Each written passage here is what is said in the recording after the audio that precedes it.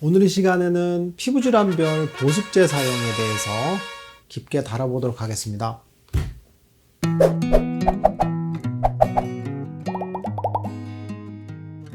피부질환별 보습제 사용은 어떻게 하나요?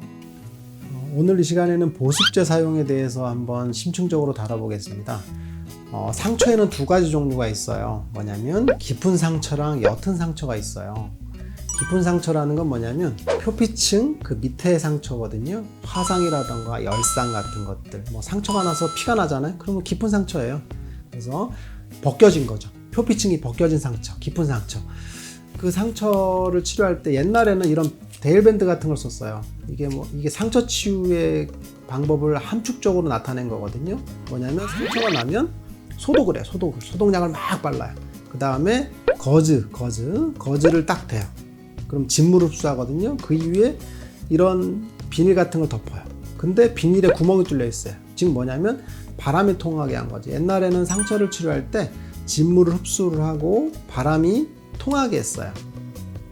그랬더니 상처가 낫는다라고 생각했거든요. 근데 최근에는 그런 걸 그렇게 하지 않아요. 뭐냐면 이런 스빈밴드 같은 걸 써요. 뭐냐면 상처가 생기면, 깊은 상처가 생기면 그 상처를 회복하는 물질들이 분비되거든요. 그 물질들이 정말 중요한 물질들이 많아요. 이런 스빈밴드 같은 거를 딱 덮어서 상처가 빨리 회복되도록 만들어 버린 거죠. 즉 상처 치료하는 방법이 최근에 완전히 바뀌었어요. 180도. 즉 과거에 상처를 치료했던 방법이 틀린 거죠. 그래서 소독약도 적게 쓰는 게 좋고, 그리고 스빈밴드 같은 걸로 빨리 덮어주는 게 상처를 빨리 회복한다라고 하는 게 정설로 바뀌고 있어요. 그러면 보습제 사용도 마찬가지. 옛날에는 우리가 피부염이 생기면 보습제를 듬뿍 바르라고 그랬어요. 듬뿍. 근데 환자분들이 항상 그 얘기를 해요. 아니 보습제를 많이 바르면 더 가려워요. 보습제를 바른다고 더 좋아지는 것 같지 않아요? 라는 얘기를 많이 하거든요. 즉 보습제는 지금까지 사용량이 점점 더 늘고 있어요. 우리는 목욕하고 나면 보습제를 더 많이 쓰잖아요. 근데 피부염은 점점 더 증가하고 있죠. 즉 보습제를 사용한다고 해서 피부염이 줄거나 그러진 않았어요. 근데 피부 상처를 아까 얘기했던 것처럼 깊은 상처나 옅은 상처가 있다고 했는데 피부염은 얕은 상처예요. 표피층에만 문제가 있는 거거든요. 이런 경우에 상처를 회복하는 방법은 뭐냐면 피부를 건조하게 유지하는 거예요.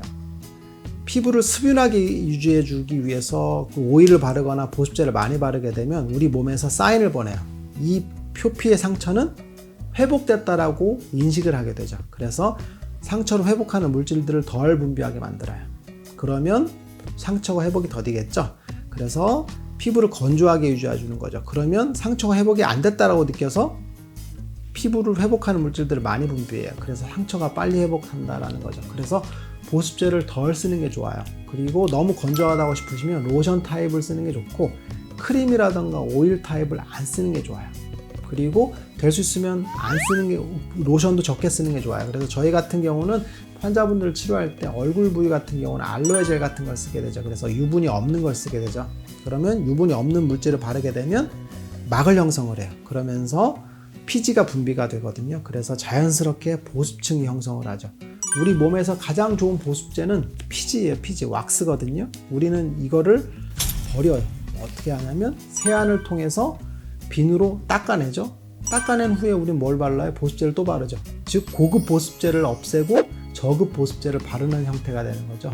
상처 치유하는 깊은 상처, 옅은 상처 중에서 피부염은 얕은 상처에 해당되기 때문에 공기와 접촉을 해서 건조하게 느껴지는 게 상처 회복이 빠르다라는 걸 꼭 기억하시는 게 좋습니다. 오늘은 피부염의 보습제 사용에 대해서 말씀드렸고, 보습제는 적게 사용하는 게 피부염의 회복이 더 빠릅니다.